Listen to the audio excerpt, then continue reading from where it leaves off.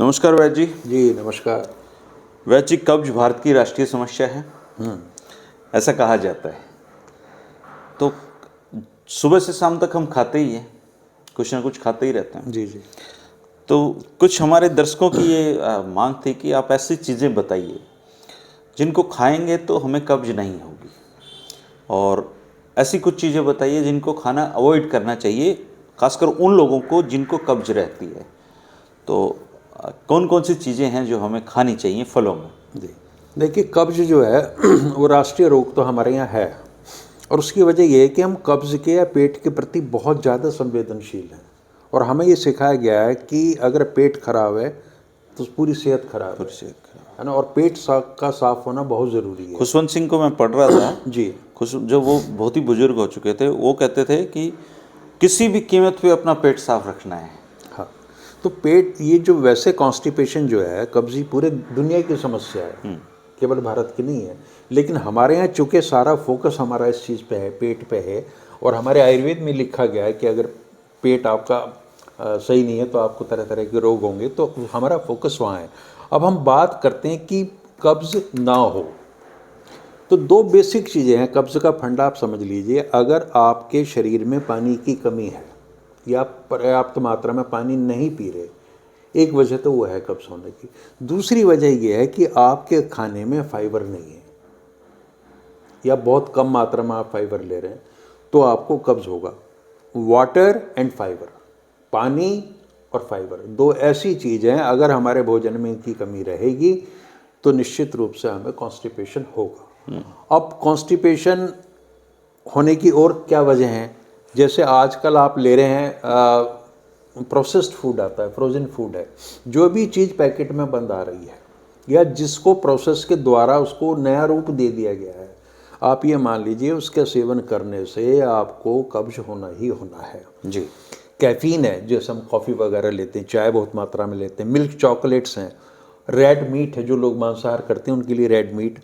एक जो चीज़ है एक आता है ग्लूटेन, आजकल आपने देखा होगा ग्लूटेन फ्री आटा आने लगा आता है। ग्लूटेन भी एक बहुत बड़ा कॉज है कब्जी का, कॉन्स्टिपेशन का। और फ्राइड और फास्ट फूड, तो कहने का आशय है कि घर के बाहर आप या घर से बाहर की जो भी आप चीज़ें खा रहे हैं, होटलों में जा रहे हैं, इस तरह की चीज़ें हैं, मैदा वैदा की मात्रा में, तो वो सब आपके लिए कब्ज़ का कारण बनेंगे। तो अगर आप इन चीज़ों को अपने भोजन में से निकाल दें तो कब्ज़ आपको नहीं होगा। साथ में आप भरपूर मात्रा में ऐसी चीज़ें लें जिनमें फाइबर हो जी। और पानी लें, तो कब्ज़ होने की फिर कोई वजह नहीं रहेगी। उसके बावजूद भी अगर कोई कब्ज़ रहता है तो इसका मतलब ये है कि कोई ऐसी बीमारी शरीर में, हमारे पाचन तंत्र में है, जिसकी हमें जांच करा लेनी चाहिए। वो एक अलग विषय है। अब आपने पूछा कि क्या खाएं, देखिए तो हम शुरुआत करते हैं फलों से। जी। जितने भी फल हैं उनमें भरपूर मात्रा में फाइबर होता है। अच्छा। तो आप ऐसे फलों का इस्तेमाल करते रहिए। तो जैसे उसमें कहते हैं पपीता, सबसे कॉमन चीज़ है पपीता। पपीते को हमने ये मान लिया कि जो बूढ़े लोग हैं ना वही खाते हैं पपीता। तो हम अपने बच्चों को ये सिखाना चाहिए कि पपीता या कोई भी फल किसी विशेष आयु वर्ग के लिए नहीं है। पपीता अगर बच्चे भी खाएंगे तो उनके लिए बड़ा अच्छा है, चूँकि वात और पित्त को संतुलित करता है। और वात और पित्त के असंतुलन से ही, इम्बैलेंस से ही कॉन्स्टिपेशन होता है। तो जो लोग पपीता खाएंगे, चाहे वो बच्चे हों या किशोर अवस्था के हों या वृद्ध हों, तो उनको कॉन्स्टिपेशन की, कब्ज़ की शिकायत नहीं होगी। उसके अलावा आलू बुखारा, आजकल जो नए फल आ रहे हैं, कीवी है, एवोकाडो है, ये तो इतने सुलभ नहीं है। तो इसके अलावा आप ले सकते हैं नाशपाती, एक अंजीर ले सकते हैं, रात को भिगो के रख दें और उसको सुबह ले लें। इसके अलावा सेब, एक मीडियम साइज का जो सेब होता है उसमें 4 ग्राम फाइबर होता है, वो जो हमारी 17% रिक्वायरमेंट को जो है पूरी कर देता है। तो अगर आप 1 या 2 सेब ले रहे हैं तो वो आपकी सेहत के लिए ठीक है, पाचन क्रिया के लिए। एक खुमानी होती है, एप्रिकॉट्स बोलते हैं जिसको, अगर आप उसका 1 कप लेंगे तो उससे भी 3 ग्राम फाइबर मिल जाएगा। एवोकाडोज हैं, उससे भी 13 ग्राम फाइबर मिलता है। ब्लैकबेरीज हैं, ब्लूबेरीज हैं, और ग्रेप्स, अंगूर, अंगूर के 100 ग्राम में आपको 4 ग्राम फाइबर मिल जाएगा। उसके बाद अमरूद है, आम है, आम बड़ा अच्छा सोर्स है, आम में बड़ी भरपूर मात्रा में फाइबर भी होता है और एंटीऑक्सीडेंट्स और विटामिन वगैरह होते हैं। संतरा है, संतरे में काफ़ी है, संतरे के जो आपने देखा होगा जब छीलते हैं ना, धागा सा जो होता है जी, उसमें काफ़ी मात्रा में होता है। और पाइन एप्पल है, अनानास है। तो ये कुछ ऐसे फल हैं जिनके सेवन करने से आपके शरीर में अन्य पोषक तत्वों के साथ में, जिसमें विटामिन भी हैं, फैट्स भी हैं, कार्बोहाइड्रेट भी हैं, मिनरल्स भी हैं, भरपूर मात्रा में आपको फाइबर मिलेगा। जी, तो जैसे सबसे ज़्यादा मैंने बताया जो एप्पल है उसका सेवन करें, अमरूद खाएं, पपीता खाएं, ये सब सीजनल फ्रूट हैं। और संतरा काफ़ी मात्रा उपलब्ध होता है इस सीजन में, तो वो बेर भी आया हुआ है। हाँ, बेर भी है। तो ऐसा कोई फल है नहीं जिसमें फाइबर ना हो। तो जिस समय भी आपको जो चीज़ उपलब्ध है, जो सीजनल फ्रूट है, उसको खा लेना चाहिए। और पैकेट फूड कोई में मत खाएं। हाँ, सबसे बड़ी बात यही है कि वो कहते हैं कि prevention is better than cure, पुरानी कहावत है। और ये अंग्रेजी में तो जाहिर सी बात है अंग्रेजों ने दी है।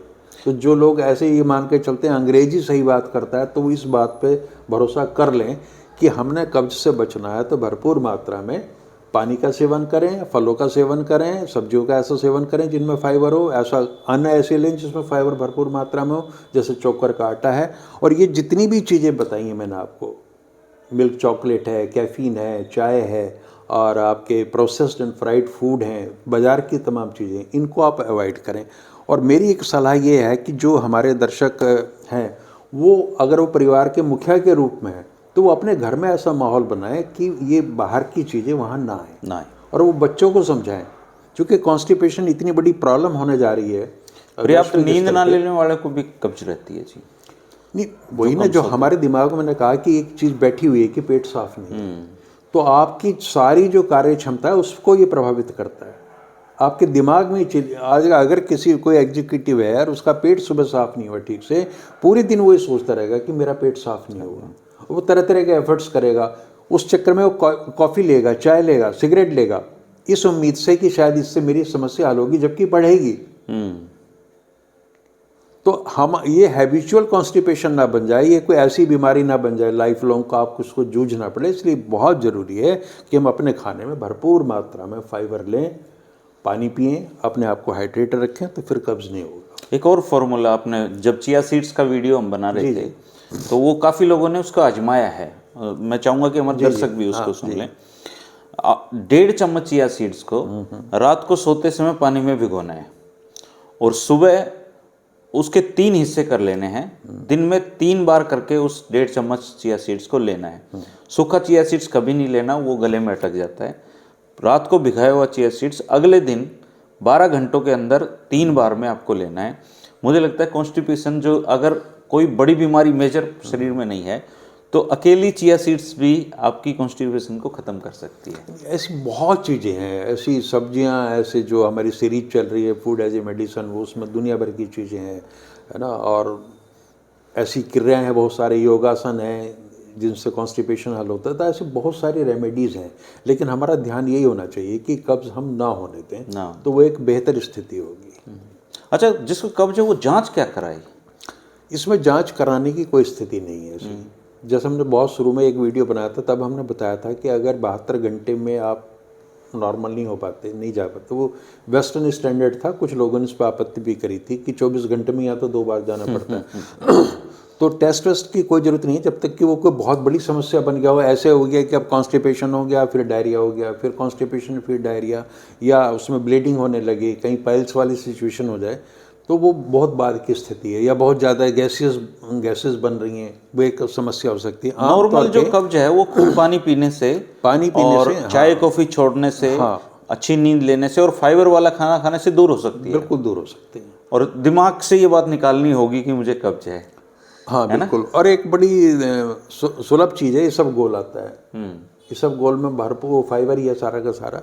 तो वो थोड़ा सा चिपकता है मुँह में, उसके लिए ये है कि आप थोड़ा गुनगुना पानी ले लें और उसमें 2 चम्मच डालें और एक झटके में पी जाएं उसको, तो वो भी फिर कॉन्स्टिपेशन को दूर करेगा। जी जी दोस्तों, ये था कब्ज पे एक छोटा वीडियो, पर बहुत इंपॉर्टेंट चीज़ें वैद्य जी ने इसमें बताई है।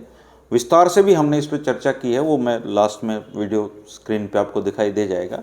अगर आप पूरा कंप्लीट विज्ञान जानना चाहते हैं, कब्ज के पीछे कारण, समस्या, निदान क्या है, तो वो वीडियो आप सुन सकते हैं। ये वो है कि आप अपना लाइफस्टाइल में चेंज करते, खाने पीने में बदलाव करके भी अपनी कब्ज को ठीक कर सकते हैं। निश्चित तौर पे कब्ज आँख के रोगी लगभग हर घर में आपको मिल जाएंगे। तो सबसे ज़रूरी ये है कि पैक्ड फूड छोड़ें और अच्छी चीज़ें खाएं, फाइबर वाली चीज़ें खाएं, पानी खूब पिएं।